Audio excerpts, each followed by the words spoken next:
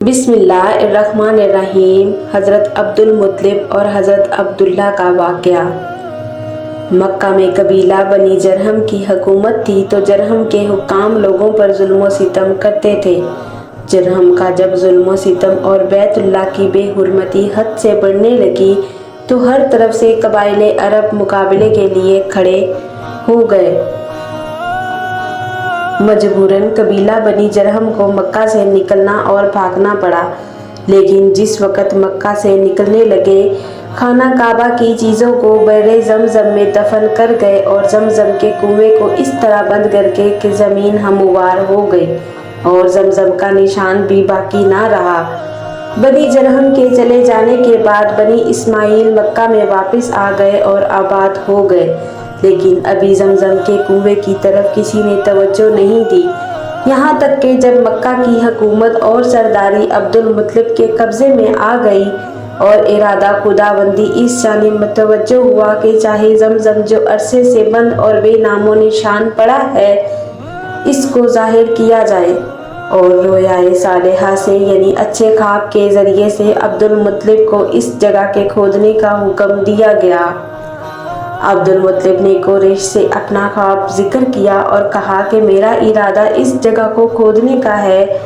قریش نے کھودنے کی مخالفت کی، مگر عبدالمطلب نے مخالفت کی کوئی پرواہ نہیں کی، کیونکہ اسے یقین تھا کہ یہ خواب سچا ہے۔ چنانچہ آپ اپنے بیٹے حارث کے ساتھ اس جگہ پہنچ گئے اور نشان کے مطابق کھودنا شروع کر دیا۔ عبدالمطلب کھودتے جاتے تھے اور حارث مٹی اٹھا اٹھا کر پھینکتے جاتے تھے۔ 3 روز کے بعد ایک من ظاہر ہوئی۔ عبدالمطلب نے فرت مسرت سے اللہ اکبر کا نعرہ لگایا اور کہا کہ یہی اسماعیل کا کنواں ہے، اور زمزم کا کنواں پھر سے آباد کر لیا گیا۔ اس کے بعد عبدالمطلب نے چاہے زمزم کے قریب کچھ حوض تیار کروائے جن میں آب زمزم بھر کر حاجیوں کو پلاتے۔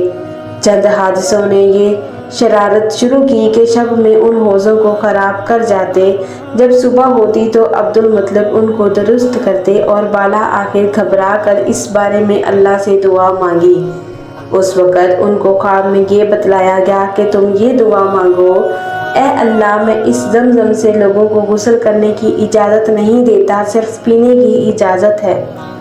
صبح اٹھتے ہی عبدالمطلب نے اس کا اعلان کروا دیا۔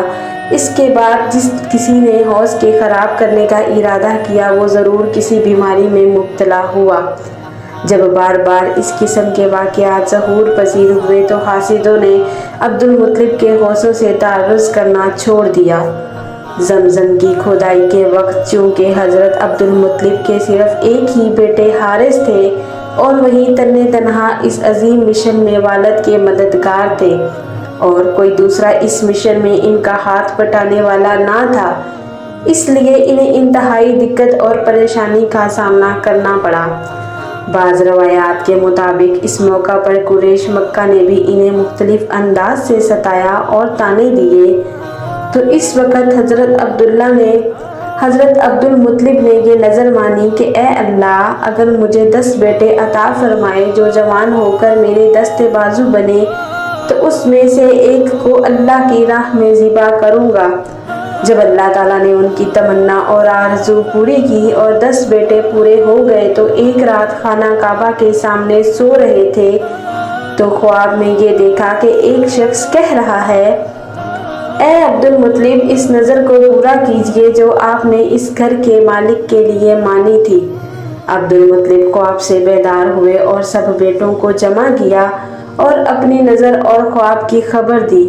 سب نے ایک زبان ہو کر یہ کہا، آپ اپنی نظر پوری کریں اور جو چاہے کریں۔ عبدالمطلب نے سب بیٹوں کے نام پر قرعہ ڈالا۔ حسن اتفاق سے قرعہ حضرت عبداللہ کے نام پر نکلا، جن کو عبدالمطلب سب سے زیادہ محبوب رکھتے تھے۔ عبداللہ کا ہاتھ پکڑ کر مذبح یعنی قربان گاہ کی طرف چلے اور چھری ساتھ تھی۔ حضرت عبداللہ کی بہنیں یہ دیکھ کر رونے لگیں اور ان میں سے ایک بہن نے یہ کہا کہ اے باپ، آپ 10 اونٹوں اور عبداللہ میں قرعہ ڈال کر دیکھیے۔ اگر اونٹوں کے نام پر نکل آئے تو 10 اونٹوں کی قربانی کر دیجئے اور ہمارے بھائی عبداللہ کو چھوڑ دیجئے۔ اور اس وقت 10 اونٹ ایک آدمی کی دیت اور خون بہا ہوتے تھے۔ قرعہ جب ڈالا گیا تو اتفاق سے حضرت عبداللہ کے ہی نام پر نکلا۔ عبدالمطلب 10 اونٹ زیادہ کر کے قرعہ ڈالتے جاتے تھے مگر قرعہ وہی عبداللہ ہی کے نام پر نکلتا تھا، یہاں تک کہ 100 اونٹ پورے کر کے جب قرعہ ڈالا گیا تو قرعہ اونٹوں کے نام پر نکلا۔ اس وقت عبدالمطلب اور تمام حاضرین نے اللہ اکبر کہا۔ بہنیں اپنے بھائی عبداللہ کو اٹھا لائیں اور عبدالمطلب نے وہ 100 اونٹ صفا اور مروہ کے مابین نحر کیے۔ ابن عباس فرماتے ہیں کہ اول دیت کی مقدار 100 اونٹ تھی۔ سب سے پہلے عبدالمطلب قریش اور تمام عرب میں یہ سنت جاری کی کہ ایک آدمی کی دیت 100 اونٹ ہیں، اور نبی اکرم صلی اللہ علیہ وسلم نے بھی اس کو برقرار رکھا۔ اس واقعے کے بعد حضرت عبداللہ ذبیح کے لقب سے موسوم ہوئے اور اسی وجہ سے نبی کریم صلی اللہ علیہ وسلم کو ابن الذبیحین کہتے ہیں، یعنی 2 ذبیح کے فرزند، یعنی ایک سے مراد حضرت اسماعیل علیہ السلام اور دوسرے سے مراد آپ کے والد عبداللہ۔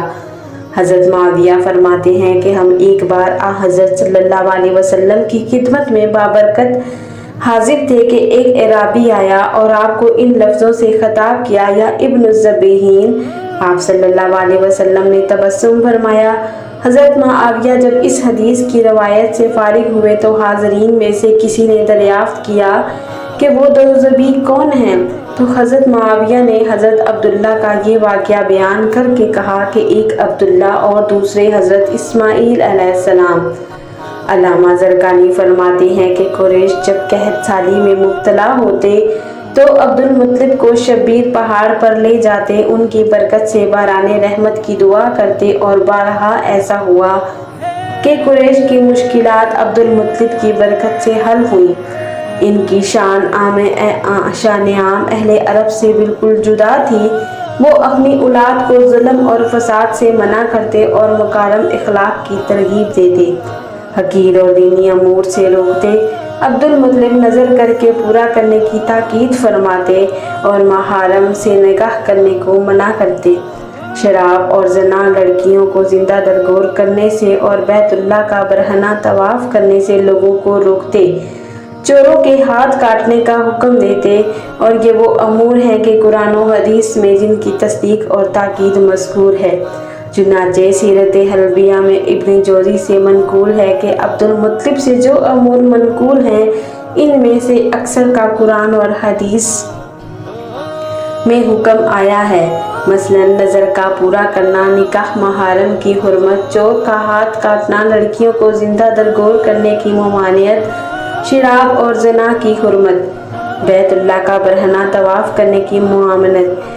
ان واقعات اور حالات کے پڑھنے کے بعد یہ بات بخوبی منکشف ہو جاتی ہے کہ جس قدر زمانہ نبوت قریب ہوتا جاتا ہے اس قدر مکارم اخلاق اور محاسن آداب، انوار اور برکات اور خوارق عادات کا ظہور بڑھتا جاتا ہے۔